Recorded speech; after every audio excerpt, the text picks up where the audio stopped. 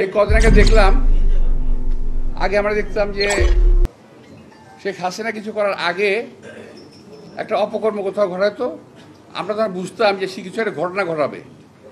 তো একদিকে আমাদের দৃষ্টি নিয়ে যেত আর কাজটা দিক দিয়ে করতো। দেখেন হামিদ সাহেব চলে গেল, কি সুন্দর। হামিদ সাহেব চলে কোন দিক দিয়ে চলে গেল? ভিআইপি দিয়ে। পত্রপত্রিকা দেখলাম উনি নাকি গেঞ্জি পরে, লুঙ্গি পরে, মাস্ক পরে ভিআইপি দিয়ে গেছে। ভাই লুঙ্গি পরুক, গেঞ্জি পরুক আর ল্যাংটা হয়ে যাক, ভিআইপিতে ঢুকলো কিভাবে? ভিআইপিতে ঢুকে কিভাবে যদি একান্ত পরিচিত না হয় কিংবা সেই ভিআইপি লোক না হয়? সেই ভিআইপি ট্রিটমেন্ট নিয়ে এয়ারপোর্ট দিয়ে পার হয়ে গেল। আমার সরকার বলে কিছু জানি না। 622 জন আওয়ামী লীগের লোক পার হয়ে গেল, এই সরকার বলে আমরা কিছু জানি না। জানেন কি?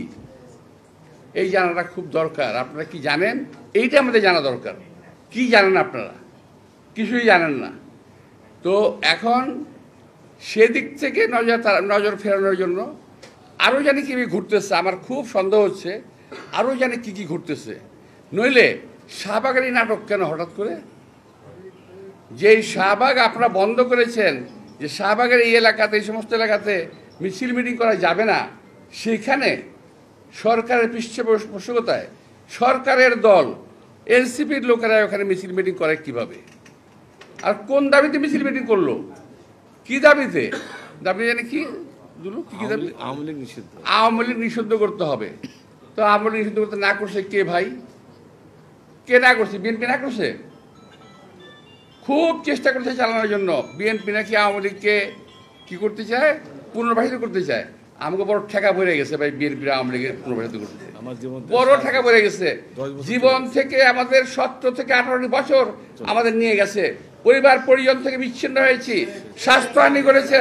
আমাদের পরিবার পরিজন কেউ সুস্থভাবে বেঁচে থাকতে পারে নাই।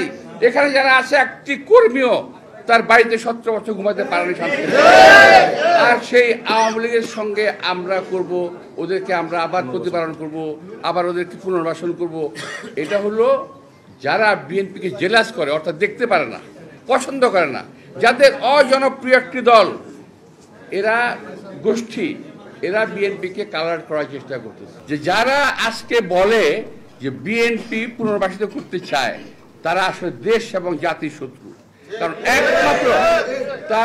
একমাত্র বিএনপি একমাত্র আছে বাংলাদেশকে এখন বিদেশি শত্রুর হাত থেকে রক্ষা করার জন্য। যে কোনো বিদেশি প্রভুদের হাত থেকে রক্ষা করার জন্য একমাত্র দল বিএনপি আছে বাংলাদেশে, আর কোনো দল নাই।